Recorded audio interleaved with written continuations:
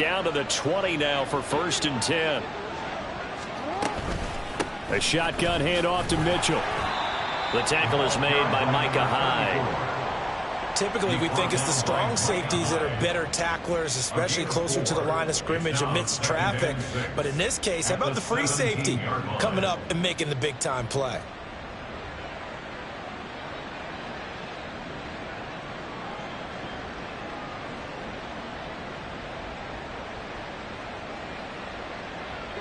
Second down and 6 now.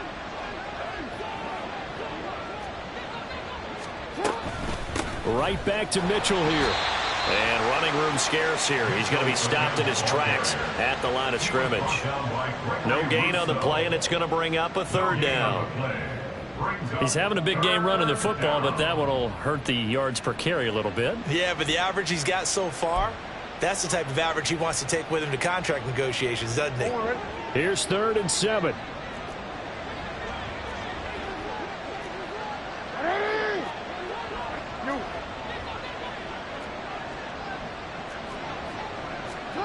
Here's Jackson. Toward the end zone, but that's going to wind up incomplete. I like the calmness of how he played the ball here. No panic in his eyes as that throw arrived. Tracked it from the moment it left the quarterback's hand, and that's just where he needed to be to knock it away. Well, ultimately not really sure that they're going to need those 3 points, but they'll take the 3 and they pad that lead. Yeah, this one's already wrapped up, but you and I both know if you're an offensive coordinator, you never let up on the gas unless the head coach tells you to do so. And maybe you've actually clicked him off in your headset so you can keep calling plays and trying to add to this lead. And not willing to risk another fumble. He'll sit on this one. It's a touchback.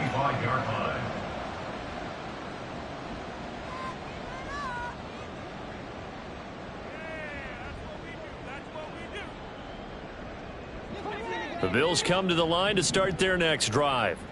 See if they can put this drive in the end zone, Charles, because it's been a little bit of a rough go at times. They've had to punt the football a ton in this ball game because of stalled out drives. So are you saying that you're kind of tired of seeing the punter run out there and do his thing during this game? Is that what you're trying to say? Yeah, well, I mean, I'm okay with it. I have a feeling that this offense, they don't want to see the punter again. And frankly, the punter doesn't want to run out there anymore himself. He would love to see his offense put together a drive and give his leg a rest.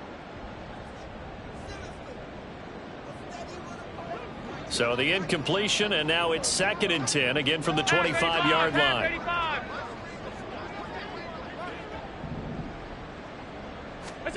Now Allen. And he fumbled it. It's on the ground. Oh, one of the linebackers has got it. And they will set up shop in enemy territory at the 42-yard line. And I don't know that that fumble is going to matter a whole lot. You look at the deficit here in the 4th. It doesn't matter. The coach on the sideline still scratching his head. Yeah, not only scratching his head, but probably writing a note or two about we're going to address this come practice next week because maybe that's the reason we're down this far. Doesn't matter at this point, but being sloppy throughout the game, not going to help him improve. Middle. On the handoff, Mitchell. He'll get this one down near the 20-yard line, just shy of the 20. 154 yards rushing for him now as he has been tremendous all day long. No doubt those are the types of carries they're looking for here, Charles. The lead in the 4th quarter. This is when coaches that have a reliable running game, they breathe a little easier on the sideline. Yeah, they love the idea that they can take the air out of the football at this point of the game. That means they're really counting on that offensive line, counting on the runners, taking care of the football, because you're going to tell your quarterback, hey, no time to be a hero. We're not going to throw it here. Just eat up that clock. And if you have the ball, they can't score. Give him 9 on the carry that time, and they're set up with a 2nd and 1. At this stage of the game, with the score where it is, the key here is stay in bounds, and he did just that. Not by a huge margin, but he stayed in. And those come up in what we like to call winning edge meetings, the things that you have to do. Late game situations, kicking situations, doesn't matter what it is, the things you have to do to win a game, and that comes up in that meeting, then you practice it, they've got to be happy to see it executed, being able to stay in bounds and work the clock. 2nd down and a yard.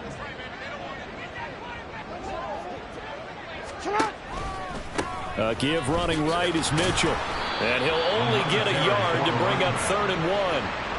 Watching that play unfold and watching him complete it brought back memories of doing all those pursuit drills to make sure you don't over-pursue and let a guy get a cutback lane on you. He did that very well. You praised him on tape yesterday for the angles that he takes to the ball. Took a great angle right there. On 3rd down, here's Mitchell. They only got 2, but that was enough as they'll convert to make it 1st and goal. Brandon, when a defense just simply can't get off the field on 3rd down, and we all know how important that down is for both sides of the ball, you often feel like you're just a step behind whatever they're doing offensively. And one of the differences in this game, no doubt, 3rd down conversion, and that is going to be a story they'll talk about after this one. They'll run with Mitchell. Looking for a crease, can't find one. Stopped at the line of scrimmage. No gain on the play that time, and it sets up 2nd and goal. They've called his number a lot this afternoon. You wonder how much tread is left on those tires. We certainly do, but I always think back to one of my favorite coaches in the NFL, and he used to have a meeting with his running backs every year in the offseason and say, look, as many times as you're going to carry the ball, you should be able to carry it one more time, so make sure you get in shape. It'll be a gain of 5, and it's going to set up a 3rd and goal. That didn't just feel like good defense there. That felt like pride, didn't it? He's already gotten into the end zone twice, trying to get there for a 3rd time. No one likes to have the hat trick against them. 3rd and goal as they look to pour some more salt in the wound. Here's Mitchell. And the hole closes quickly here. He can fight only to about the 4. Only a yard on the pickup there, and it's going to bring up a 4th and goal. You know what? I know it's 4th down, and they've got a big lead, but go for it. Yeah, and why not, right? Because they have the big lead. But don't you have to have a little bit of admiration for these guys on the defensive side of the ball? They've been shoved around this entire game, and they're making a nice goal line stand here. It would be fun to see them stop them on 4th down, wouldn't it? Yeah, but it's like putting whipped cream on broccoli at this point. So what you're saying is they're going to go for it on 4th down. They're going to get it, aren't they? I would.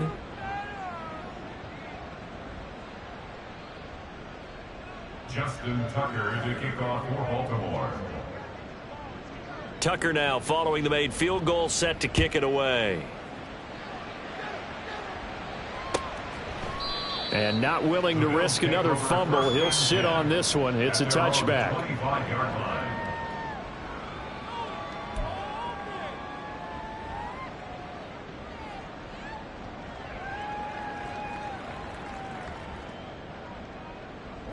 Buffalo offense ready to go for their next drive. Where we stand right now in the 4th quarter, this one pretty much out of reach. And, Charles, I know they're going to be disappointed about several things with this ball. Looking for Diggs, and it's intercepted.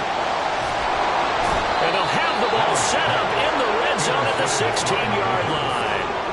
Well, these defensive coaches, they sure like what they've got in this rookie corner. And with good reason, as you saw there. He only cost him a day 2 pick, and a lot of people thought he had first-round ability. But when he was available on draft night, that was one where you didn't need the full time to make the selection. You call that pick in early, and he shows why he was so coveted with that interception there. So the ball down to the 16 here for 1st and 10. A handoff from Mitchell running left. And he'll be taken down at the 2-yard line.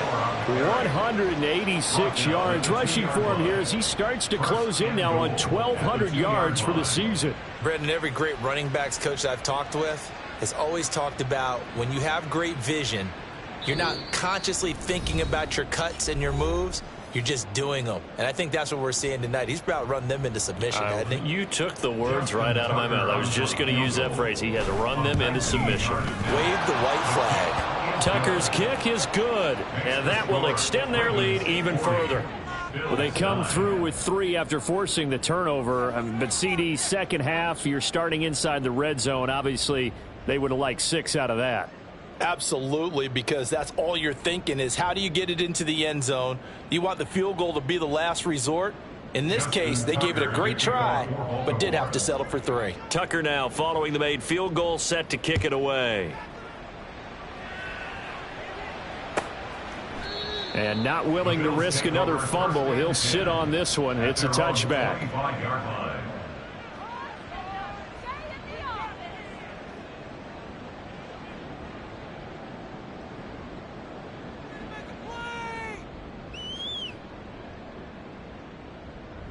The Bills come to the line to start their next drive. Well, CD, it's all window dressing at this point. I mean, the best they can do is in the game with a nice drive to maybe build some momentum to move forward into their next contest. Yeah, and with how lopsided this game has been, even one score might not do a lot of cosmetic good on the scoreboard, partner, because it's just about looking forward at this point. Get a touchdown here, give yourself some positive momentum and reps to focus on when you get back to practice in the next couple of days. Another pass attempt, another incompletion, and they're just a little over 100 yards passing here in this game, so defensively, pretty good job. Definitely, because they were never really able to get the ball in the hands of their playmakers, so a lot of credit to the defensive game plan and especially the execution. Now left side, a completion to his tight end, and he takes us beyond the 35 before going out of bounds. 12 yards that time, and a Bills first down. Well, this game was decided a while ago, and that completion there is going to artificially inflate his passing numbers. So right now, the only one really applauding probably his agent as he thinks about angling for a new contract. Line of scrimmage, the 37 on 1st and 10. Middle.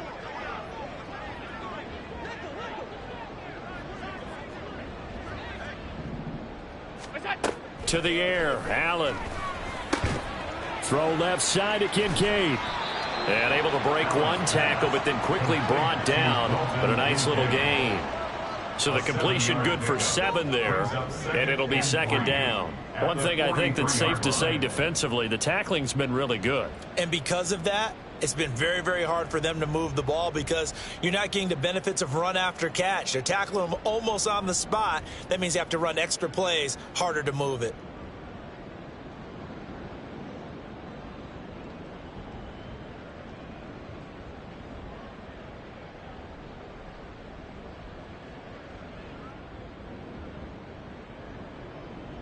From the 43, it's 2nd and 3.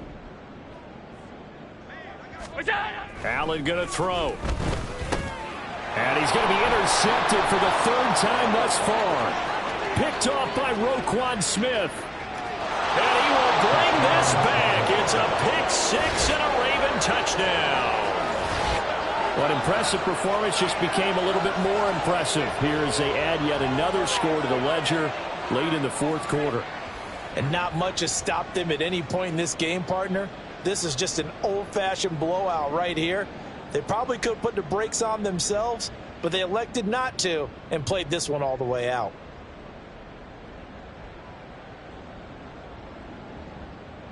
Tucker now to add the point after.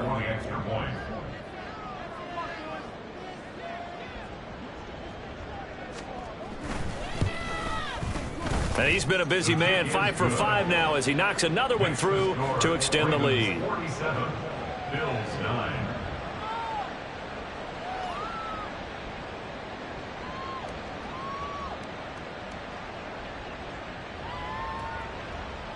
Justin Tucker to kick off for Baltimore. So they'll get another shot on offense following that pick 6, and now the kick is away. And not willing to risk another fumble, he'll sit on this one. It's a touchback.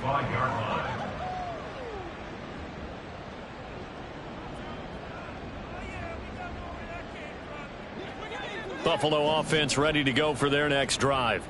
They are just obviously getting shellacked here in this one, Charles. What's the message if you're a coach for this final drive in a lopsided game like this? For a lot of coaches, be honest. Don't forget today. Don't forget what has happened out here. Yeah, use that as ammo going forward. Exactly. Take a great look at that scoreboard. Realize how poorly everything went for us today. Coaching, playing, the whole deal. And never forget it, because you're not going to want that feeling again. No, you don't want that feeling again. And who knows? You may meet up with this team again. An incomplete pass leads to 2nd and 10 from the 25. Give to Cook out of the gun.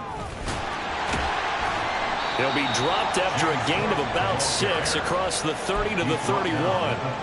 No, that wasn't an explosive run. That wasn't one that took it all the way to the house. But, boy, for a team that's had trouble running it the entire game, that's the kind of run they need, hopefully, to get themselves kick-started.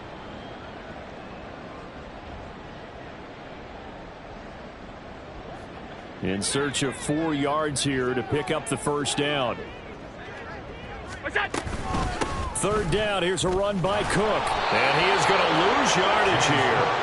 A loss of a yard, and it brings up fourth. I think this offense, specifically this running game, they're going to have to find a way to turn the page because they haven't found a way to run it effectively thus far, and it's cost them. Here's the punter, Martin, out to kick it away. Pulled in at the 24.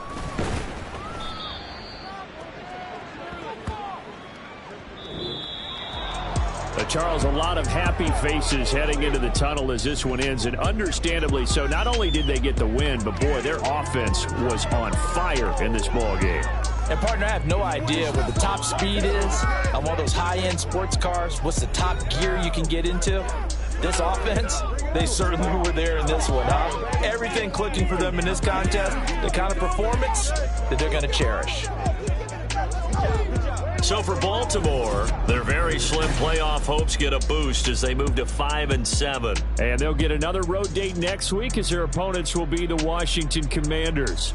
Meanwhile, for Buffalo, not much more to say. They dropped to 1-11, and they'll get a chance to redeem themselves at home next week.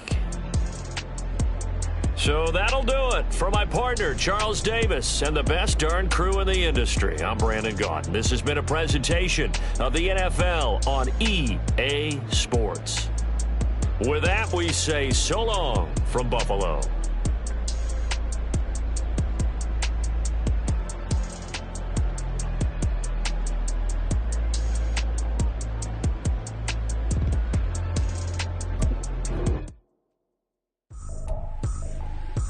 Trippin', this is easy, got them excited to meet me, I got diamonds, you got CZs,